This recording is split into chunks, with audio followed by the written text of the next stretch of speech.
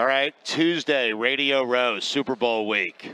Wow, Billy looks tired. My voice is shot. Matthew Berry is here. This is the time where you need to dig deep, Matthew. Okay, dig deep. Radio Row. You got to give 110% because people are tired. You're exhausted already, aren't you? Yes. I feel like what you're telling me here, Stugotz, is that you and Billy are going to phone this in, so I've got to carry the interview. Yes. No. I mean, listen, you're part of the family now. Yeah, exactly. That's true. Welcome to the DraftKings family, my friend. The crown is yours. The crown is ours. Big time for DraftKings, huh? You and LeBron. Me and LeBron, yes. yeah. I don't think those press releases went out in that order. But, yeah, no, listen, DraftKings came on board with NBC earlier in the year, and so I did all the DraftKings segments on Football Night in America. DraftKings is also a sponsor of Fantasy Football Happy Hour and Fantasy Football Pregame on Peacock and NFL on NBC YouTube channel, wherever you get your podcasts, et cetera, et cetera. But then also I have an individual deal with DraftKings. I'm an ambassador for DraftKings, and they also are a sponsor of my Fantasy Life newsletter and, the Fantasy Life Media Company, our podcast network, everything like that. So I am a big DraftKings guy. Love me the DK.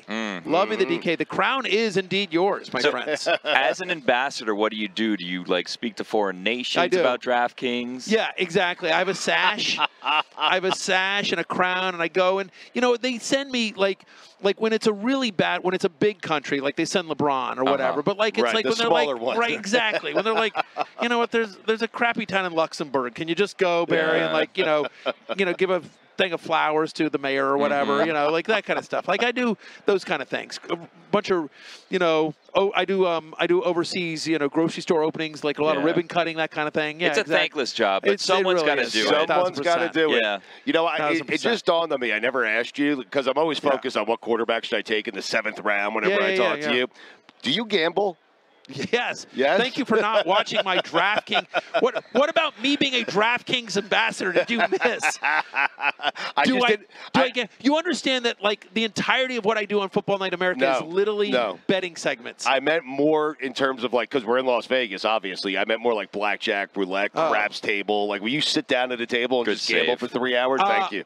I have in the past. I haven't yet this trip. But, yeah, blackjack for sure. Yes. I've occasionally played craps. Those are my two games would be blackjack and craps. But I tend not to I just haven't, honestly. I enjoy betting on sports a lot. And there's, here in Vegas especially because there's between doing my own show, doing other shows, there's meetings, there's business, and there's some networking and parties. My wife comes in on Thursday. So it just – to find a 3-hour chunk where you're just, sitting at a table. What percentage of this week do you enjoy?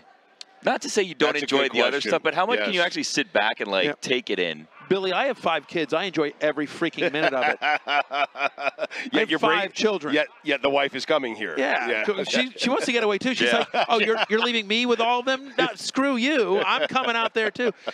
Our 3 of our kids are out of the house, 25, 23, and 18. He's a freshman at Alabama, Roll Tide. But we do have twin daughters that are 12, and so listen, it's work, but it's fun work. What we do for a living is technically work, but it's not, it's not laying bricks or whatever. Yeah. I'll do no disrespect. You're very careful to choose a profession. We thank you for your service, bricklayers. 1,000%. But the idea is just right. No, but right. It's just it's not. It's we're very blessed to be able to do what we do, and so while. Do I wish my show wasn't live at 9 a.m., Monday through Friday on Peacock? Yes, because getting up at 7, after night in Vegas is not the easiest thing in the world. But yeah, no, it's I enjoy the majority of the week. It's a lot. It is a lot of trying to get here and a lot of demands on your time, and you come down to Radio Row and Stugotz, and I'm sure this happens to you guys as well. You get a bunch of people, hey, can you come on this show, this podcast, can you do this? And you always want to say yes and try to be helpful, but also there's only so many hours in the day. How was it for you? I know you have the twin girls at home still, but with the last boy leaving, going to college, how was that for you specifically? It was weird. I'm going to miss him, especially because that kid, Connor, my son Connor, is an unbelievable athlete.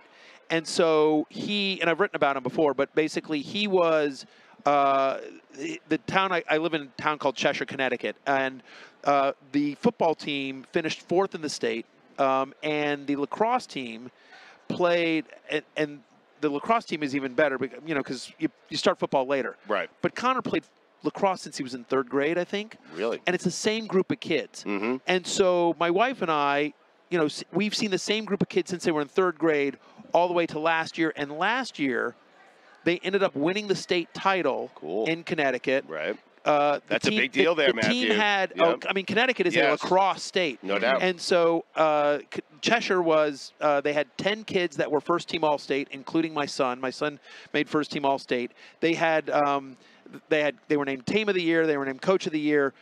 They were ranked 5th in the nation among public schools. There's a lot of private schools where they recruit kids from all over, but among public high schools, they were 5th in the entire country, according to USA Today. They had 2 kids that were high school All-Americans, including 1 kid that was rated by Max Preps as the #1 lacrosse recruit in the country.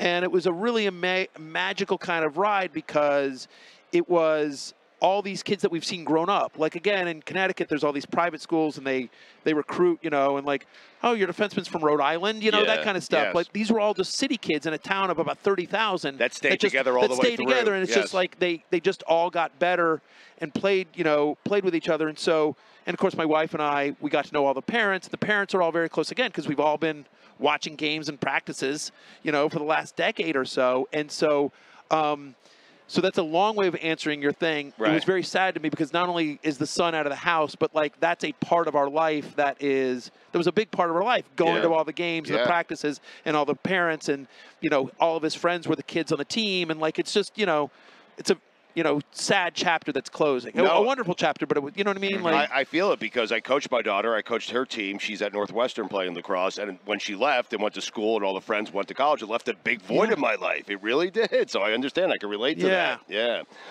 So your wife's coming to Vegas on Thursday. Yes, sir. Are you guys going to the game? We are going to the game, yeah. Nice. So look at you. It's been a tradition for us because the football season is so long, and so she doesn't see me. So it's always been sort of a tradition where, we get a babysitter. She flies out towards the end of the week. We leave the kids at home. We get to dress up. We'll go to some parties. We go to the game, and get to kind of celebrate the end of the year. You're invited to different parties, I think, than me and Billy are invited to. Most definitely. Is that fair to say? You have Probably. access to Although, you want to bring us? Yeah, well, I'm going to are you guys not invited to the DraftKings party Saturday night? We are invited to the DraftKings parties. I mean, hopefully in a different section than me, but I assume you'll be in the building. Yeah. No, but here's the thing for me. There'll be the LeBron and Kevin Hart section. Yes, right. And then, and then Dan will have a section, and maybe I'm in a corner of Dan's section, and then I think then it goes further down. You have Le Batard staying for the Saturday night DraftKings party? I assume like a cardboard stand-in, but are we invited? I wasn't, so. Really? I know a guy. I can honestly. I think if you just walk in, Billy, with this, it'll be fine. It'll be fine. Like just say this is my invite, and just there you go. What's the best Super Bowl party you've ever been to? Oh, I actually have an answer for this, and it's amazing how you do this. This is amazing how you do this, Stugotz. Because how many times have I been on your show or been interviewed by you, whether it's on Le Batard or Stupidity or whatever, any of the various shows? Yes. And I don't know, whatever. Like I several times. Yes, 7, 8, 9. I don't know what it is. Yes. But Billy, this is amazing. One way or the other, somehow, Stugotz, and I don't think he even intended to it, he falls into a Jay-Z story. Yeah, he always just wants a Jay-Z story. It's my gift, Matthew. And and by the way, he was so great on the Grammys the other night. Like, he's such a goat. And so is Flava Flav, by the way. Yeah. But it's our guy. So, and I apologize to DraftKings. I'm a DraftKings guy. But like a couple of years ago in Miami, Fanatics had a party. Right. And so it's always a day party during the day. Okay. So then, so we go in and we go into we're happy to be at the party, but there's like a super secret, crazy celebrity section there, right? And anyway, so as I'm there, and I'm there with my wife and my kids, so my 2 of my adult kids, and we're there, and all of a sudden, Jay walks in, and he walks in with 2 of the guys that are in the league with him that I know, Mike Kaiser and Juan Perez, and so I'm like, hey guys, and I wave at them, and they all wave at me, and of course, everyone immediately surrounds Jay, like paparazzi and everything like that. But, that doesn't happen with Jay and Juan. I'm sorry, with Juan and Mike. And so, I look over, and I'm like, hey. And so Kais, everyone calls my Kaiser Kais. Kais and Juan are like, you know, they give me kind of the nod, like, come on. So, like, you know, and I point to like my wife and kids, and you know, they're like, yeah. And so we get to walk into like the super secret, you know, closed off VIP because we're quote part of Jay-Z's entourage, you know, kind of thing. And no one's questioning us, and so we just sort of walk in with this group. And it's unbelievable. And so it's like it's in this small little section. It's like Odell Beckham Jr. and Jeffrey Lurie and Kevin Hart and Meek Mill and OBJ and the Chainsmokers and Mark Cuban and me. Matthew Berry. How did I get here? Right. And I mean, and obviously in Jay-Z. I mean, you know, and so and they just never kicked us out. You know what I mean? Like at one point they gave me a look like. And, you know, and I pointed at Jay, and Jay gave me like, you know, it's fine, let him be here. Kind of, you know, Jay gave me the king wave, and anyway, so that was just like an unbelievable, awesome. And especially for my kids, for them to like, you know, so cool. My kids were like, I got a picture with Meek Mill. Like, I mean, they were so thrilled to like, you know, and Kevin Hart, and like they were like, you know, super psyched, and it was, and everyone just assumed we were supposed to be there. You know what I mean? Yes. Like, no one questioned, like, I'm sorry, this is an A-list celebrity, and you're like, we're the Berries, right? Aren't you like a low-rated basic cable personality? Should you? You're friends with Jay-Z. You don't explain yourself to anyone. I mean, so you're anyway, the family. Again. Jay is incredibly gracious, as is Kais and Juan. They're awesome human beings, and so that's the best Super Bowl party I've ever been to, just because just being able to experience that, but also see my kids experience that. Like they've never, like, you know, the last party they were at was like a high school kegger. You know what I mean? Like, and now they're, you know. And, it's a good way to ruin your kid's childhood and be like, yeah, none of the parties you're going to go to in high school you shouldn't be at is going to be as good as this one. So just come out with mom and dad. We'll take care of you. It'll be fine. Yeah, there you go. And once again, I was hoping to avoid a Jay-Z story. Sorry, I feel like man. it's so name-droppy, but, you know. You think I knew that when I asked the best Super Bowl party you ever went to? Yeah, you were hoping I had an for idea. I feel like you were fishing for it. Yeah. I kind of feel like you did. Have your kids ever wanted to come along to the Super Bowl and you're like, this is mommy and daddy's time, like you will not be coming? Oh, for sure. And in fact, my 12-year-old daughters, who of course are both huge Swifties, oh boy, were, you know, as soon as the Chiefs won, they're like, Dad, Dad, and I'm like, you know, we wouldn't be sitting anywhere near her, right? Like, you know, like you'll actually see her more on TV than you would actually at the until Jay-Z sees you and then you're in the suite with her, and then you'll tell us that story. Anyway, but yes, my daughters definitely won, and I have been able to over the years, thanks to the graciousness of various employers, been able to take my kids. All my adult kids have been to Super Bowls, so very blessed and lucky there. Of that group of boys you talked about, the lacrosse team, how many of those kids are hitting you up for fantasy advice all the time?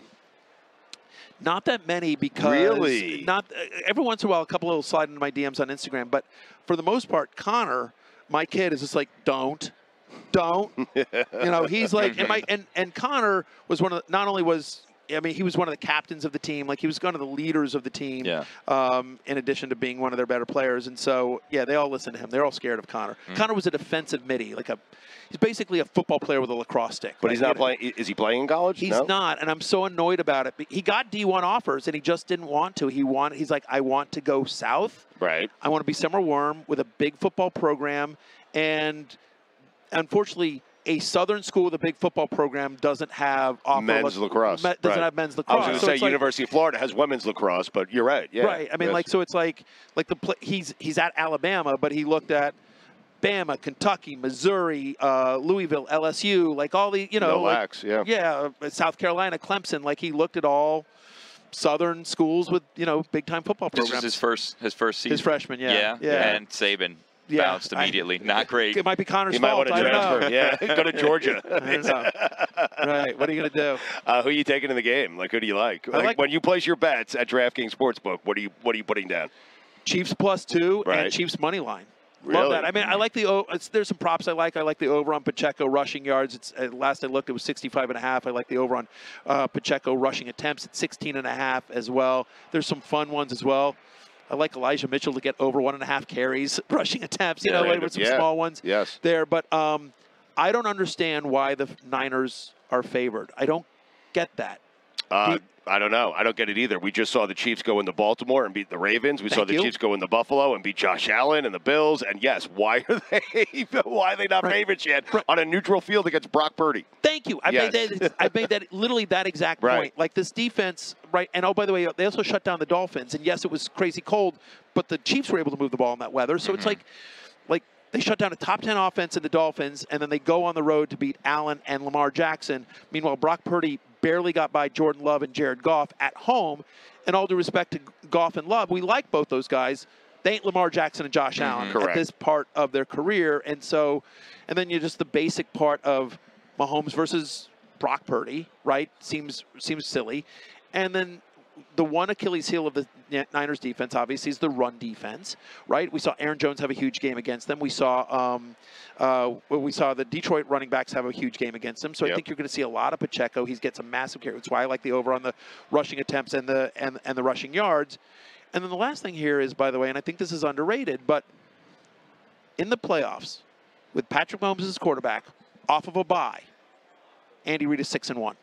Crazy. When you've given Andy Reid more than 1 week to prepare for a team, in the playoffs with Mahomes, he's got one loss, and that was to Tom Brady in the Super Bowl. The key is with Mahomes, because 6 years ago, Andy Reid was the coach who couldn't win the big game. It's funny how that works, right? But you're right. It's a good point. But, I mean, I'm just like, and again, all due respect to Brock Purdy, he ain't Tom Brady. And so I just, it's a football game. Anything can happen. But I honestly feel like it should be Chiefs-Lions in this football game. Yeah. I think a lot of people wish it was Chiefs-Lions because the Lions became America's team. They were so fun. Quickly on the way out, two quick things. The fantasy guy that you thought was going to be great this year that turned out to be a disaster.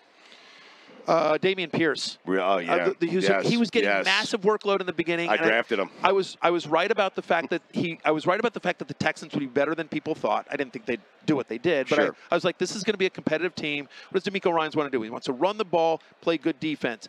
And who knew C.J. Stroud was going to be C.J. Stroud? But I'm like, he wants to be a one running back guy, and I was right about that. The problem is the running back was Devin Singletary. Yeah. And so Pierce was just a bad fit for what Slowick wanted to do on offense, and so that was a guy that I liked a lot in the preseason and didn't work out. Do you have any, can you arm Billy with anything about, Chris Sims and Billy have this wonderful blossoming relationship. It's a love-hate relationship. Okay. Is there anything we can use against Chris Sims?